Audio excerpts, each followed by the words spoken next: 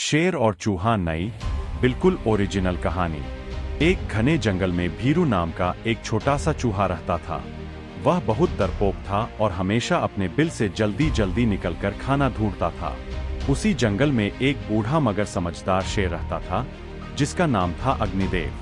एक दिन दोपहर को अग्निदेव शेर एक बड़े पेड़ की छाया में आराम कर रहा था।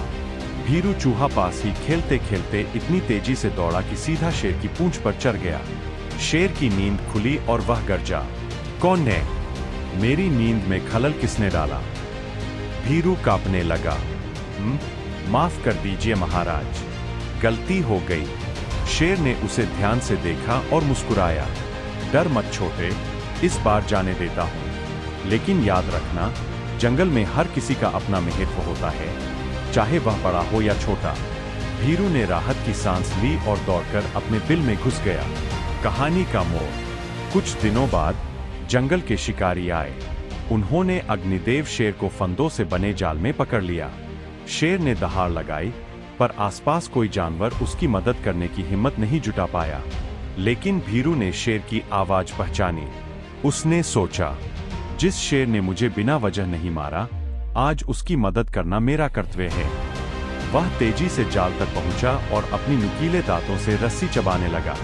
रंग बिरंगी रस्सियां मोटी थीं, लेकिन चूहा लगातार मेहनत करता रहा।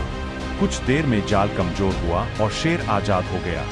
शेर आश्चर्य और आभार से बोला, छोटे, तूने मेरी जान बचाई। मैंने कहा था ना, हर किसी का महत्व होता है। भीरू मुस्कुराया, हम छोटे सही, मगर कमी किसी में नहीं होती, बस हिम्मत होनी चाहिए। दोनों के दिलों में एक नई दोस्ती जन्म ले चुकी थी। उस दिन के बाद शेर और चूहा जंगल में एक दूसरे के रक्षक बन गए। कहानी का संदेश, किसी को भी छोटा मत समझो। दया और मदद का फल हमेशा मिलता है।